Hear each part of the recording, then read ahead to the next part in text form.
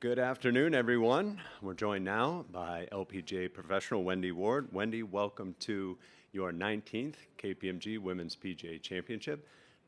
First of all, how do you feel about your game coming into this one, and how special is it to be competing in this major in your home state? Yes, it's exciting to be here.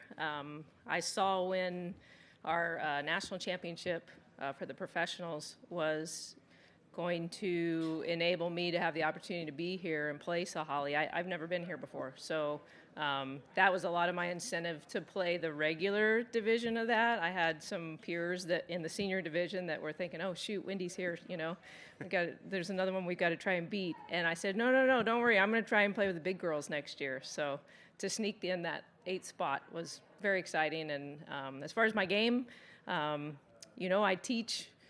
That's pretty much my gig now. So I've been playing a little bit on some of the senior events and getting some reps underneath my belt. And you know, it's not probably as consistent and strong as it used to be, but I'm excited to be back in the ropes and see a bunch of my old friends that are now carrying the torch out here. That's great. Have you had a chance to experience the golf course yet? Yes, I've played 18. I played I played about 4 holes on Sunday when we drove in, and then I played the other 14 yesterday. And I don't know if I'm the oldest player in the field. I'm thinking I might be. I need Julie Inkster to maybe get out there ahead of me, but I have to pace myself. So I'll get out there tomorrow and see it for a second time. But yes, it's everything and more than that everybody explained it would be. Perfect. Thank you. We'll open up for questions, starting right here with Juan. So I will say by now you're an expert on golf in the Northwest, no? And then, so if you had to define what is the difference between golf in this part of the country or the world compared to the rest of the country, I mean, the golf courses, how you have to play, what would you say? Well, I'm going to tell you right now, there's a big difference in the Pacific Northwest from the west side of the state and the east side of the state. So they grow the trees a lot bigger over here, which I already knew, and I hit it a lot straighter than I used to. So I'm hoping that isn't an issue. But it's also very green over here, so and sea level. So those are some adjustments that I think everybody's getting used to. The ball doesn't go as far. I don't know if they're going to speed up the course a little bit. I think they probably will with the weather. But yeah, it's as prime and pure as it gets. Back here, Sarah. You mentioned seeing some old friends out here, but the LPGA has changed quite a bit, I think, since you were out here full time. How much has it changed, and how cool is it for you to witness that change as a former player? Oh, it's incredible. I mean, I was, you know, you're taking it in and yet still trying to stay in your own bubble. And the girls, I mean, I'm just hearing all the pure contact on the range, and everybody's got a TrackMan, and, you know, I'm asking my husband to video a swing on my cell phone, and, you know, that's about as technically advanced as I've gotten. But all the players have their own teams, and they're serious, and, you know, this is business. And we were that way too, but yeah, it's been fun seeing, even like Brittany. I just saw Brittany Lincecum and Stanford in the locker room, and they're the ones that are now, you know, thriving and kind of the veterans on tour, so to speak. And so the old faces are good to see, and the new faces, you know, there's so much talent out here. I mean, every one of these girls this week could win this tournament. I know a lot of these younger players probably watched you growing up. I know a lot of people did watch you growing up. Has anybody said hi to you that maybe you didn't expect, or anybody that you've reconnected with that maybe you didn't expect? You know, it's funny. I think a lot of people don't know who the heck I am. That's fine. That's fine. I started thinking about that on the drive over here. This was the major championship that I came the closest to winning a couple times, and so it's kind of exciting now to come back. I can't even remember the last major that I played in as far as a LPGA event. Obviously, played Senior Open last year, but you know, I'm taking it in. I know it's a big week. I know this is a big course for me, but it just feels good to be back. And for you, I know that transition it's probably one that's a little bit different to be on the other side of it and giving the instruction. Now, what's that been like, and how have you adjusted, and maybe what has surprised you about going from player to instructor? You know, I didn't know. I come from a family of teachers. I've said that before. My mom, dad, sister are all teachers, and I thought, well, I'll never be a teacher. And then I find myself, it's very natural for me to share and give back and spread all the instruction that I've learned over the years. It comes very naturally, and I just ran into a player on the putting green, and she said, "Do you like it? And who do you teach? Do you teach kids?" I teach all levels. I don't exclude anyone. It's very rewarding for me to see somebody get the ball in the air for the first time, and then watch a tour player come back to me and say, "Hey, could you take a look at me?" And so I've enjoyed it. It has been a different transition, and I personally needed to step away from the game for a little bit. I wasn't enjoying some of the travel, and it took a toll on my body. And so for now, it's good that I've been able to step away, appreciate that time, kind of away, and then slowly get back into it. Who was that player that asked you that? Sorry. My bad. Give me a field list. I should have studied the list before I... All good. Let me get back to you on that. Got it. Jeff? Wendy, where do you do most of your teaching? I primarily teach at a private club in Spokane called Manitou Country Club. Some people call it Manito. We get everything, but Manitou Country Club. And then also a little seasonally out in Coeur d'Alene at a very nice club called Black Rock, the club at Black Rock. Nice. And it's great. Like I said, I teach all levels, help out with the juniors some, and it's very rewarding. I enjoy it a lot. And you talk about having a couple of close calls in this championship. Where was your best shot? DuPont Country Club in Wilmington, Delaware. It was the McDonald's LPGA Championship. Right. Yeah, I finished third there twice. Yeah. Right in the middle of it? Well, no, one was an unfortunate thing, and there's been a rules change since then. And I'm not bitter about it, but I wish that the change had happened back then. I had a ball move on Sunday in the final group. I was playing with Inkster, and my ball moved on the putting green after I had sold it. And it was just because the greens had gotten crusty, and they were Poana and whatnot. And I had to call a penalty shot on myself. And I missed the playoff by one shot. Oh, wow. And so, there's a lot of there's a lot of good things that came from that. I mean, just the integrity side of that. It was a great lesson for a lot of kids growing up. I had a lot of parents commend me on that. And I said, well, I was just going by the rules. I thought you're on TV in the final group, and I thought the whole world saw the ball move. It wasn't a matter of trying to get by with anything. I'm like, the ball moved. And plus, I was very anal at that point, and I had to have the line going right down my, target line, and the line had moved. And so I was like, well, I've at least got to remark it. So, but, I still had a great week, and, it's just disappointing that I didn't get, that major taken care of. Yeah. That'd be a big ask for this week. But, it's great to be back and playing the championship that I got the closest to winning. Nice. And you mentioned Julie a couple times. It's kind of neat how she stayed involved with the game, the Inkster Award, right. Things like that. What do you, when you think of her and being out here, what are your thoughts? Well, Julie would never describe herself as a mentor.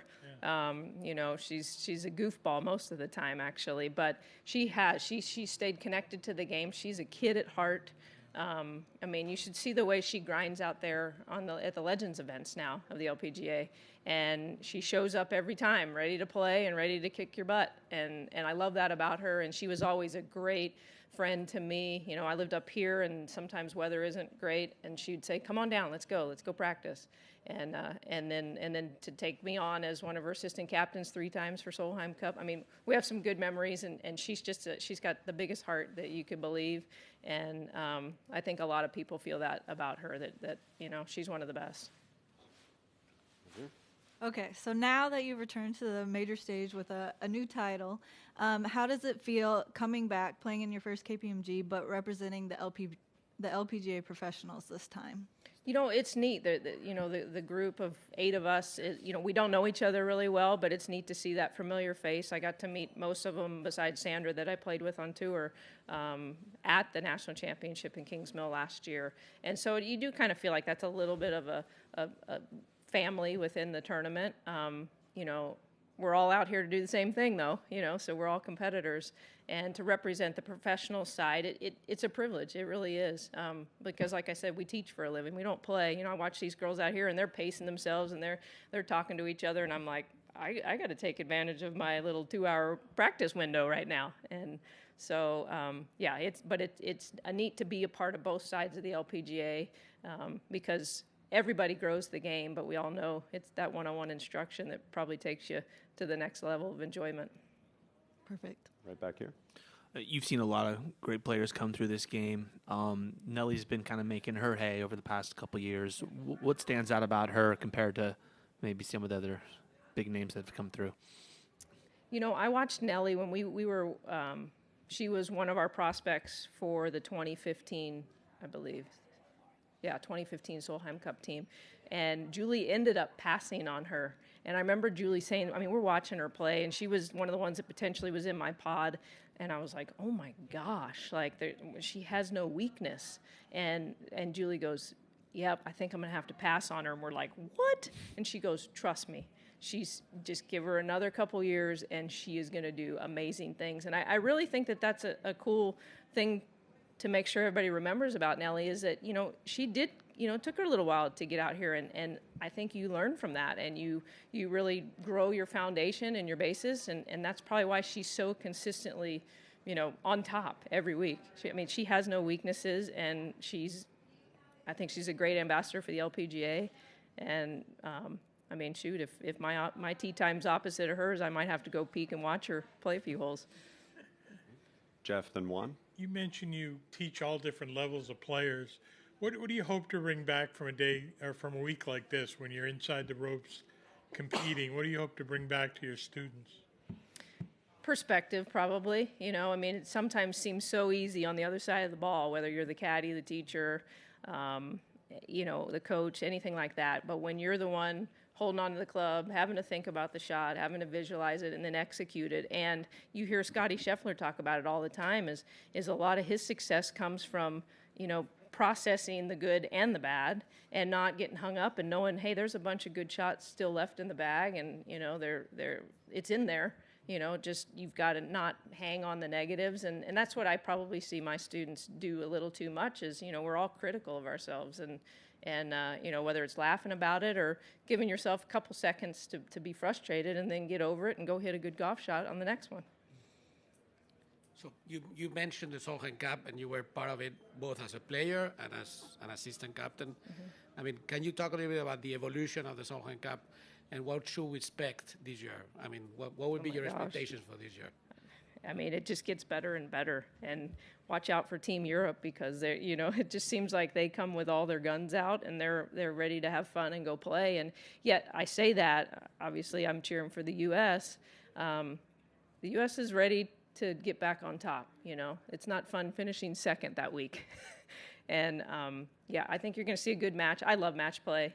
And I think just the camaraderie of the players is what, as captains, you know, we try to encourage. And it just seems like the Europeans, for some reason, I don't know if they let down their guard or they just really embrace the moment. And, you know, I think we do too as Americans. And yet, you know, we just need a couple, you know, putts or breaks to fall our way, and then all of a sudden the energy comes to our side. So it's a great week, and those girls, both sides enjoy it. I mean, whether you're a player or captain or either way, it's just a fun team atmosphere that everybody really looks forward to. Hey, Wendy, you've been here in Washington almost a quarter century. Do you consider yourself a Washingtonian now, or is... I do. I've lost most of my Texas accent. Every now and then it comes back out. But I do. I love the Pacific Northwest. It has the seasons. I teach in a simulator for about 3 months, and after about a month, I'm tired of it, so I sneak down to Arizona. But I do consider this home. I mean, how much do you miss the ranch? We missed parts of the ranch. The ranch was a lot of work for, I say 2 people, but it was really my husband pretty much running the show, and we had worked our way up to about 200 head of cattle. And so now we just have the dogs left. And I mean, there were some very rewarding things about the ranch, and it was a quiet paradise to come home to, but it was a lot of work when I got there. And so now we can, you know, do fun stuff like this. Now, he caddy for you this week? He is on the bag, actually, and he asked me if I'd get a big bag for him because he says it carries better. So he caddied out here for, I don't know, 10 years or so. So after a round, were you guys talking much about it afterwards, or are you guys just not? Not really, unless there's something that, you know, was debatable out there. But he's a good player in his own right. He plays all the section events up here as an amateur. And so he understands, you know, the highs and the lows, and you kind of have to flip your switch and shut it off. I've got family that came in this week. I've got 2 nephews and a niece that have really never seen me play. And so it'd be fun just, you know, to go back to the house and hang out with them. And I don't know, we've got a ping pong table, and we're just going to have a good time, not probably think about golf too much after we leave the course. Great. Thank you. All right, Wendy, thanks for your time. Okay. We appreciate it. Appreciate it. Thank you.